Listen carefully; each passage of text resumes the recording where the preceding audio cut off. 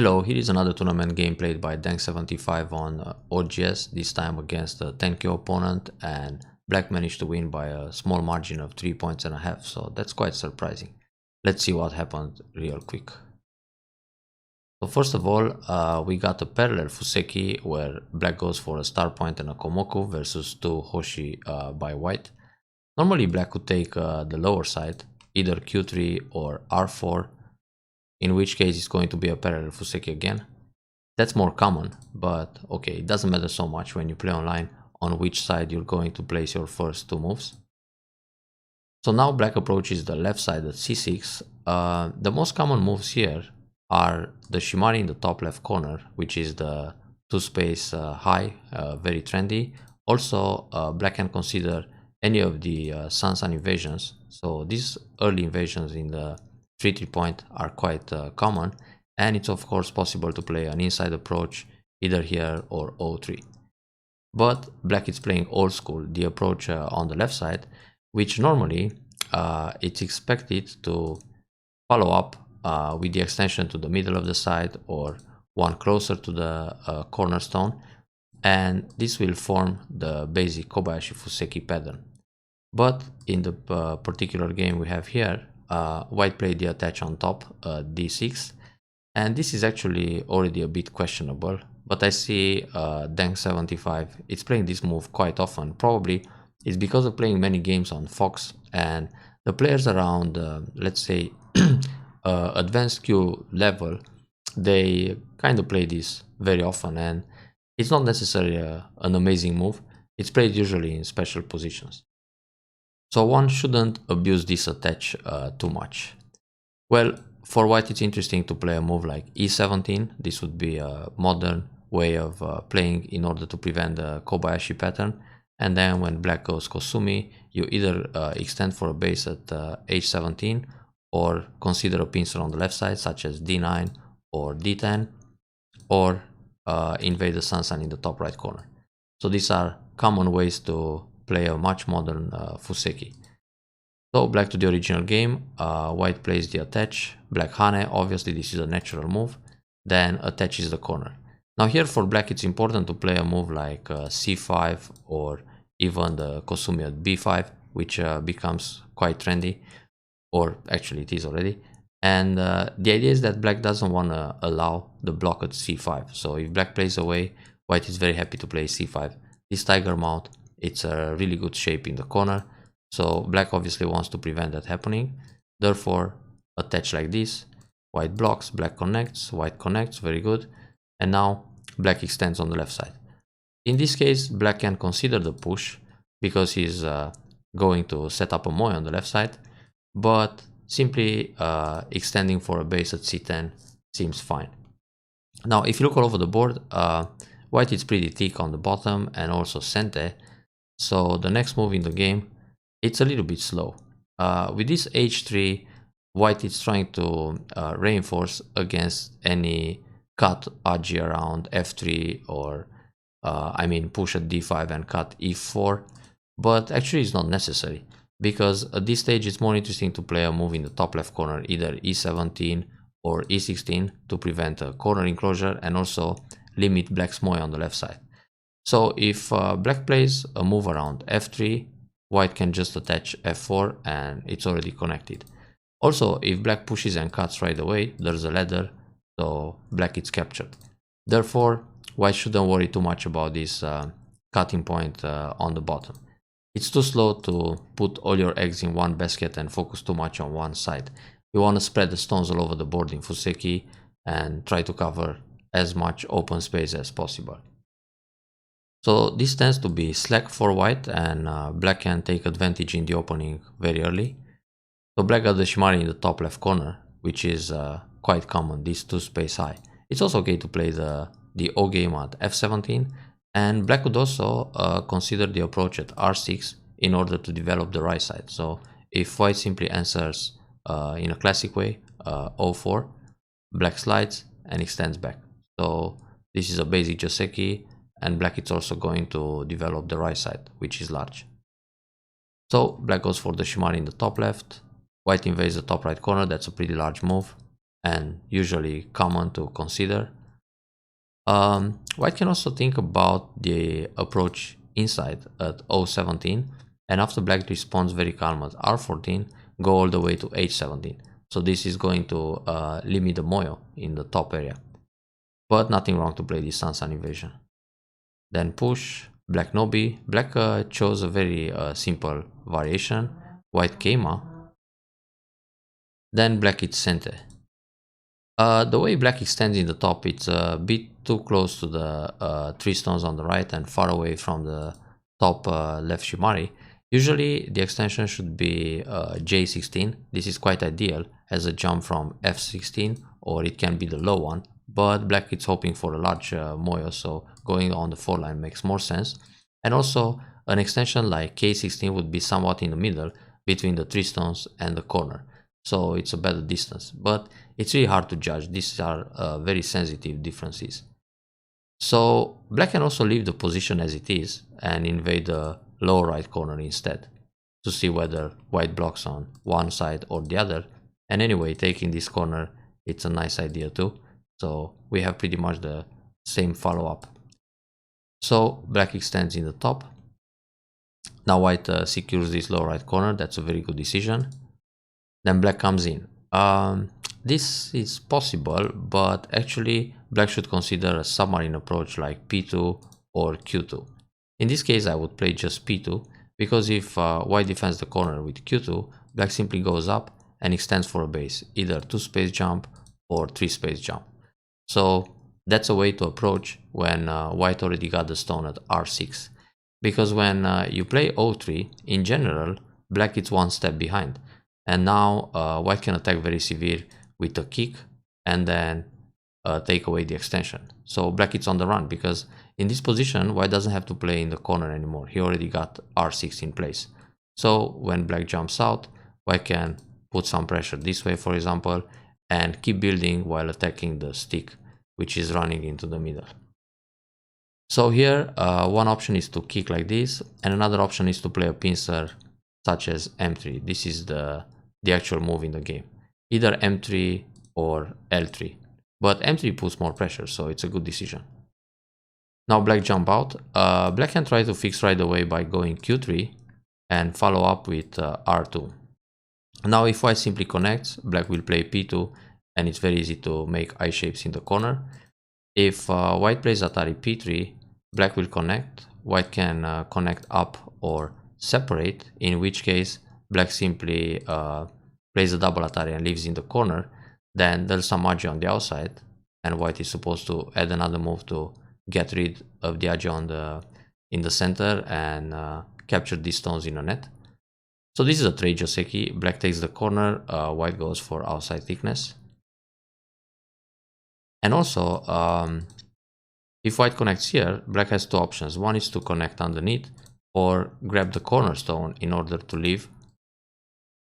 And in this case, discard the original approach at O3. So again, black takes the corner, white goes for outside thickness. And now it's a moyo battle game where white should play a keima like this to expand the moyo from the bottom towards the center and also limit the development on the left side. So with this keima, it's actually a moyo border move. It's a very important key point for both. It's a junction point. So black jumps out. When this happens, white can attack quite severe. White can play a kick at P3. When black goes down, white will jump M5. And now with this jump, white is actually threatening a cut at O4. So in order to get rid of the cut, black might play here, threatening the corner, but white is actually happy to connect this way, because when white connects Q3, the Sun invasion disappears, and now the group is still on the run. So black is running towards the center, and white builds both the right side and the bottom area while chasing the group out. So this would be very effective to attack the 2 stones to start at P3. So jump directly, black jumps along. Now black can slide in the corner once. Maybe black wants to keep the Sun invasion, but it's probably not going to happen because he's too busy to run out with the group.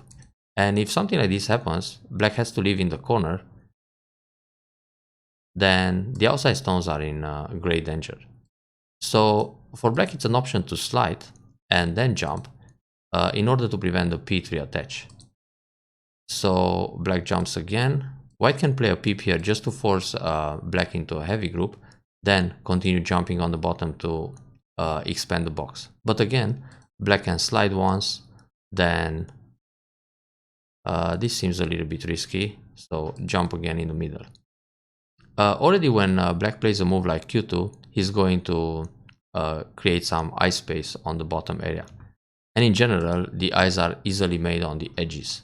So here, for example, black can play an attach, then a bump, then push again in the corner, turn. So already there's plenty of eye shape on the bottom.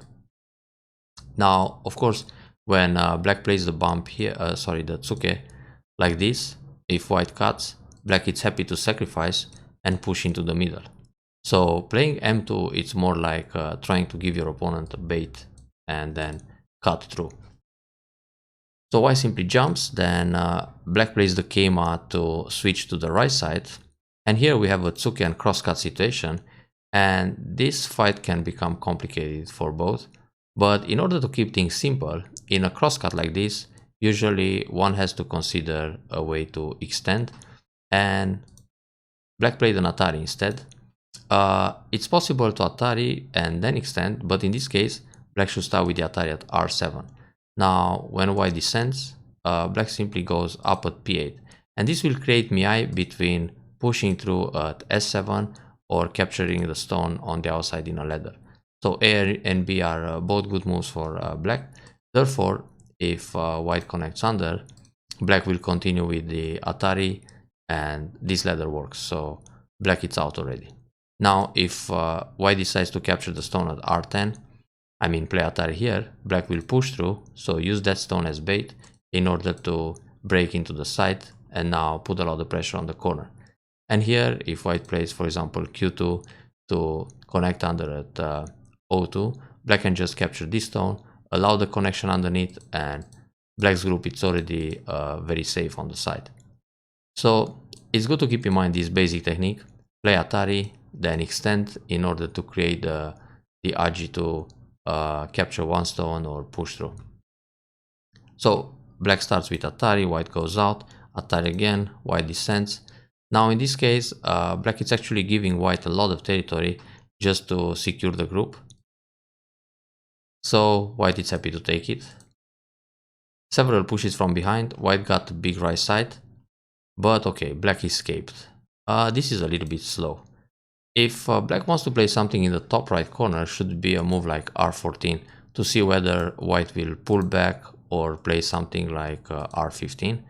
Then on this move, white pulls back and simply cover. So this way black connects his stones and gets a lot of potential in this area. This kind of descent can be gote, so white should turn and switch towards the center, because this turn is going to erase the top potential and also keep some pressure on the middle group. Black has to jump, white can attach to get inside more or play the nobi. So it's really not such great timing to play a move like q18 for black. Especially that when black plays a move like r14 and white nobi, black can hane now and then play s15 or connect, threatening to go s15 next. So when white defends, black got to play the r18, q18 in sente and then play away, like push from behind or jump into the middle to secure or reinforce this group. Actually, this slide in the corner is still pretty big for eye shape.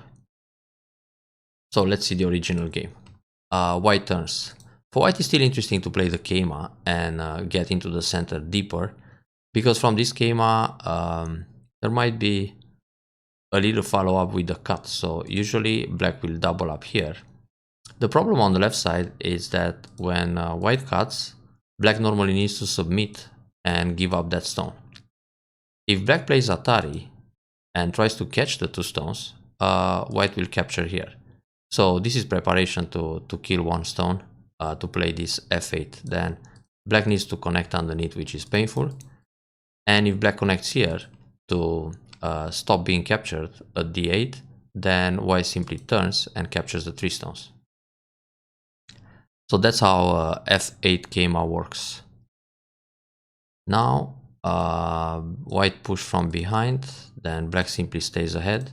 And the next good move on the left side, it's kema f9.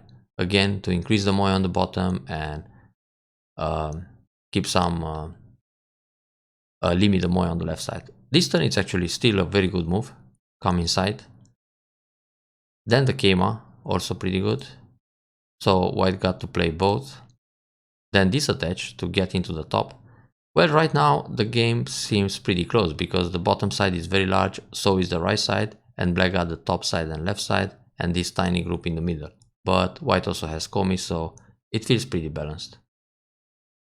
This turn it's actually a bit small. Locally in the top right, black can push here, then jump in the corner in order to erase more.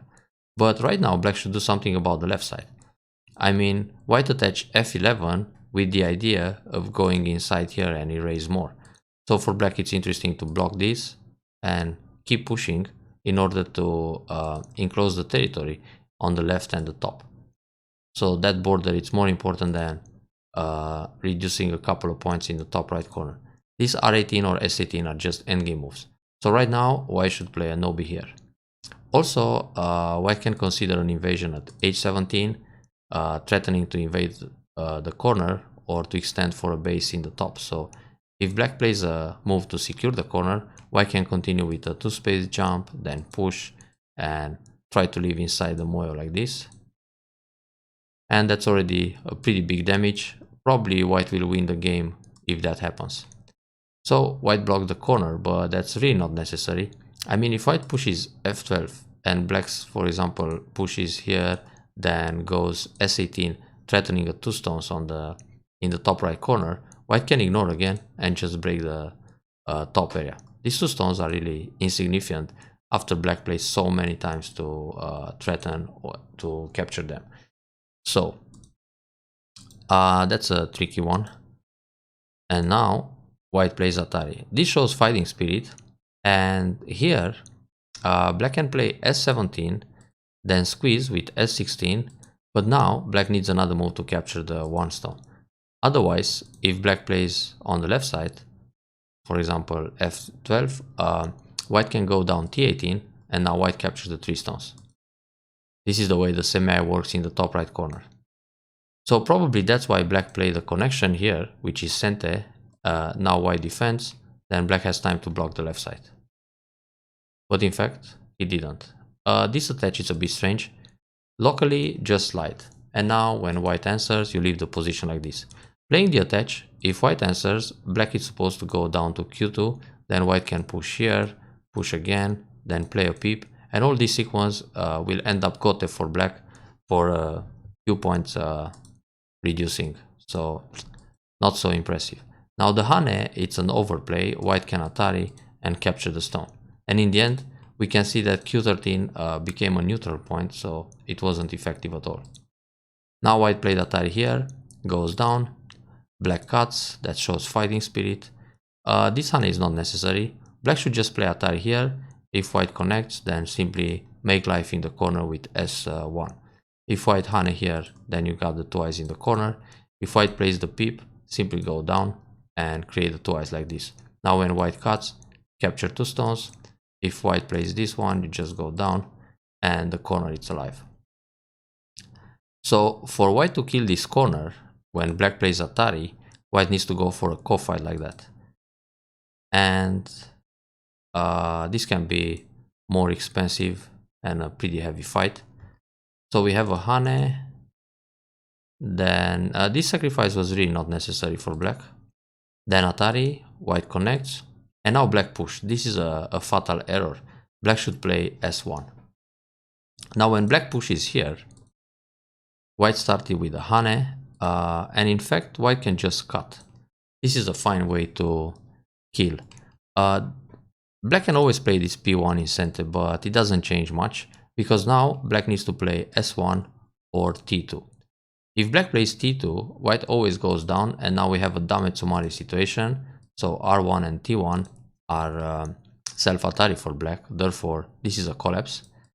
And if black plays S2, S1, white always stretches out to create, to force black into a one-eye formation. So when black goes T3, white will throw in, which is Atari, black is forced to capture 2 stones, and now white simply blocks at S5 or connects S6. So there is only one eye in the corner.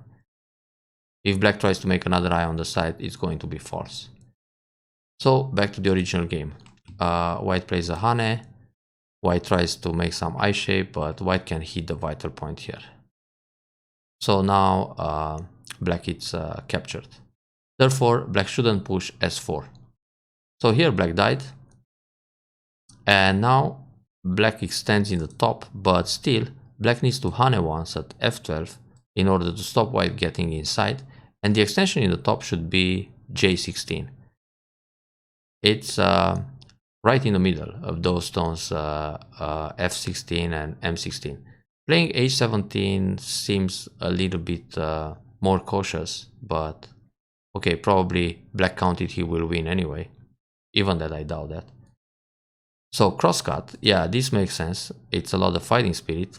White doesn't have to Hane, simply no B here. Obviously, black can consider the cut. Maybe white hope that black will pull back, then connect, and now black will defend again the left side. So black cuts, and now black just builds more. And white had to come back in Gote. But even so, yeah, this move is not necessary right now. Black should reduce the bottom area with this shoulder hit and get inside the bottom a bit. If white pushes here, just pull back and it's enough territory on the top left. So black turns, white no B, black comes inside, white tries to protect this area. Here actually, white can try to go on a counter attack against this group with a move like Tsuke M9 or a jump in the middle at M12. So you come around and try to catch all this group inside. This is a way to use the thickness. And well, black can struggle a little bit to live inside with this Tsuke, then go up and then block this way. But if this happens, white can push and cut the jump at K9. So this way, white builds more in the center.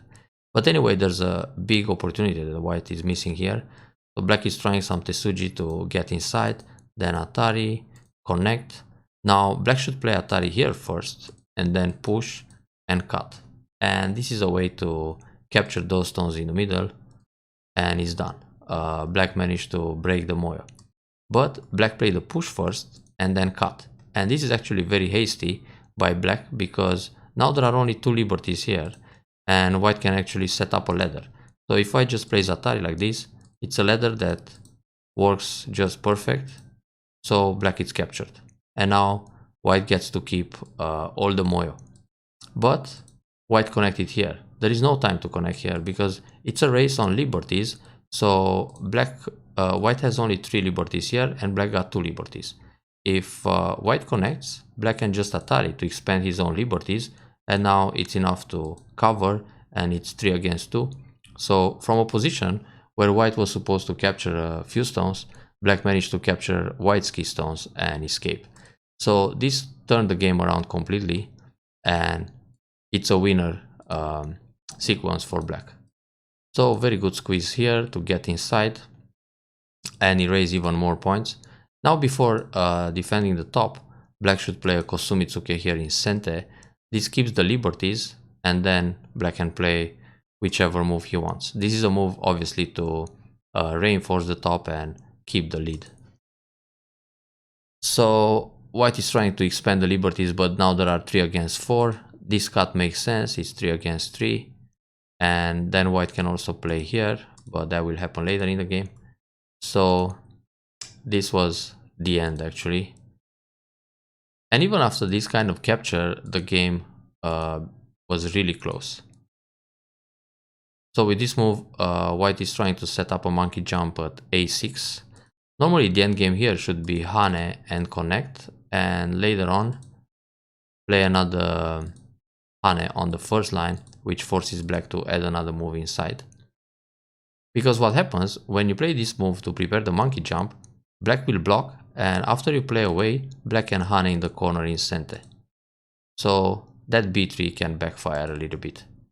This is a good move to prevent the peep, but actually white should play some moves to reduce the top, like this one. Then let's see, push here, Atari, probably this will happen later too. Push again. Well, there's not much to do. Also play this Hane in order to take away black center. I think that will happen though. So white went down. S19 is not that big. For black it's interesting to jump around here and make a few extra points. So Atari. Oh, black added another move in the corner to stay safe. But that's not necessary. So if black plays Hane, block and connect, and white comes inside, black will just block and kill that invasion. There is nothing to do here. On Tsuke, in the Sansan, black will just go down. If white goes down, black can play a second line approach and simply keep white down to maximum 1 eye. Because black is very thick in the surrounding areas. So this is a desperate invasion by white. Black doesn't even have to react. There is no space to make 2 eyes in that area. So right now black can play away. For example, this move threatening a double Atari, push inside, and even if it's a position where one is so much ahead, you don't need to add moves inside to kill the stones that are already dead. This is not necessary at all. So again, Hane, block, connect. If white cuts, just capture the stone. Nothing happens there. So black is extremely cautious. Also the shape point here should be this kind of move, but it leaves a threat. Therefore, black connect is solid. Anyway, yeah, there's not much to do now. This move is not necessary, and the way to protect it's actually b6 or b7 in order to keep eye shape, but this move has to be played only after white removes the liberty at d5. So if black plays away, let's say this kind of jump, and white takes away this liberty, now black needs another move inside. If black doesn't play another move inside, white has the Atari and capture everything. So in this case, black has to give up 1 stone, which is painful. But you don't need to protect in advance, and the defense doesn't have to be b5, which is super ugly. It's too heavy. Black should play an eye shape like this or like this, or even connect solidly here. So